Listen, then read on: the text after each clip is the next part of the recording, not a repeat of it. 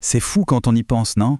Pourquoi est-ce que certains entrepreneurs explosent leurs objectifs en quelques mois à peine, alors que d'autres, d'autres passent des années à galérer juste pour essayer de se verser un premier petit salaire? C'est vraiment le grand mystère. Alors bienvenue dans cette analyse. Aujourd'hui, on va décortiquer la véritable mécanique du succès entrepreneurial. Et on ne parle pas de magie ou de chance ici, mais de mécanismes super concrets. C'est très clair quand on regarde le dessin qui prend forme sous nos yeux. Bon, rentrons tout de suite dans le vif du sujet. Est-ce que réussir en affaires, c'est juste une question de chance? Un peu comme si on gagnait au loto. Pas mal de gens en sont persuadés. Mais honnêtement, c'est un mythe total qu'il faut absolument briser. En réalité, tout repose sur des choix, une vraie stratégie et surtout une énorme flexibilité mentale. C'est vraiment l'art de s'adapter en permanence. Du coup, voici le plan d'action de notre explication aujourd'hui. On va d'abord parler du mythe de la chance, ensuite le premier principe, l'action imparfaite, puis le deuxième, le radar à problème. Troisième principe, vendre CTD, et on finira bien sûr par le passage à l'action. Allez, on commence tout de suite avec notre première grande idée, le mythe de la chance. En fait, le constat est simple. Soit on s'en remet à la chance, soit on fait des choix stratégiques. C'est vrai, on n'a pas toujours le contrôle sur le marché, exactement comme on ne choisit pas de tomber malade, n'est-ce pas? Mais, et c'est là toute la différence, face aux imprévus, l'entrepreneur garde toujours le choix de sa réaction. On a ce pouvoir d'être flexible mentalement et de rebondir. Ce qui nous amène à notre tout premier principe clé, l'action imparfaite. Il faut se le dire, l'idée du produit parfait, c'est une illusion totale. Prenons l'histoire d'Eric Ries, l'auteur du best-seller The Lean Startup. Eh bien, pour sa toute première entreprise, il a passé des mois et brûlé des dizaines de milliers de dollars pour fabriquer un produit soi-disant idéal. Le résultat final, zéro. Absolument personne n'en voulait. C'est littéralement comme jeter des sacs d'argent par la fenêtre, comme l'illustration le montre si bien. Et très souvent, cette quête absolue de la perfection, c'est juste une bonne vieille excuse dictée par la peur de l'échec. Et ça illustre brillamment une chose. Il y a un gouffre entre s'obstiner à faire un produit parfait, ce qui mène droit dans le mur, et lancer un produit juste passable pour tester le marché.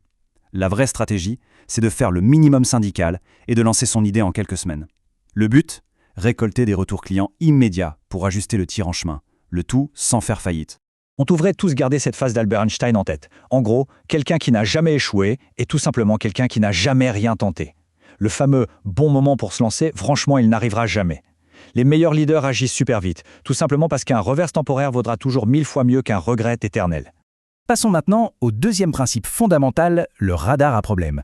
Il y a une anecdote incroyable sur un gamin de 11 ans au marché aux puces d'Avignon. Il commence à vendre de vieux objets et bim, au bout d'un an, il gagne l'équivalent d'un salaire minimum. Un succès de dingue pour son âge. Puis, pensant avoir l'idée du siècle, il se met à vendre des objets tout neufs et de super qualité. Et là, c'est le crash complet. Il doit carrément brader ses prix pour s'en débarrasser. Pourquoi? Parce que sur une brocante, les gens cherchent de l'ancien, pas du neuf. Le croquis qu'on voit illustre parfaitement ce contraste. Le point crucial de cette histoire, c'est que c'est la tendance du marché qui dicte ce qui se vend, pas les envies de l'entrepreneur. Du coup, il faut complètement recabler le cerveau. L'esprit doit se transformer en une sorte d'antenne, un véritable radar, braqué en permanence sur les problèmes des clients. Concrètement, le marché fonctionne comme ça. La meilleure idée du monde, elle ne vaut absolument rien s'il n'y a pas de demande en face. On réussit uniquement parce qu'on aide des gens à résoudre leurs problèmes. Et c'est presque mathématique. Plus le problème qu'on soulage est douloureux, plus les clients seront prêts à payer cher pour s'en débarrasser. On arrive au principe numéro 3. Vendre, c'est aider. C'est dur à entendre, mais le cycle de l'échec est redoutable. Étape 1, aucune compétence en vente. Étape 2, aucun nouveau client. Étape 3, zéro revenu. Et l'étape 4, inévitable, la mort pure et simple de l'entreprise. En gros, fuir la vente, c'est signer son arrêt de mort financier. C'est littéralement la compétence numéro 1 à maîtriser absolument pour survivre. Mais observons bien ce qui s'efface et se réécrit ici, c'est vraiment le cœur du sujet. Il est grand temps de dédramatiser la vente. Vendre, ce n'est surtout pas manipuler. C'est tout simplement l'acte noble d'aider quelqu'un à trouver une solution à sa souffrance. L'idée à retenir, c'est que si on ne maîtrise pas l'art de la vente, on disparaît tout simplement du marché. C'est une vérité incontournable.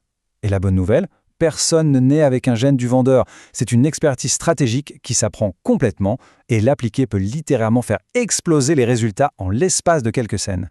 Et voici notre cinquième et dernière étape, et non des moindres, le passage à l'action.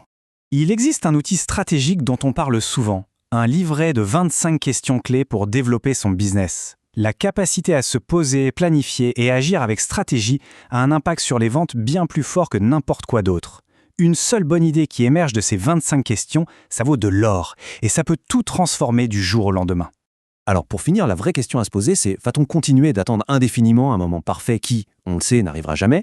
Ou est-ce qu'on est enfin prêt à lancer une idée imparfaite et à laisser la demande nous guider? La procrastination, c'est terminé, il est temps de passer à l'action et de commencer à aider le monde, un problème à la fois.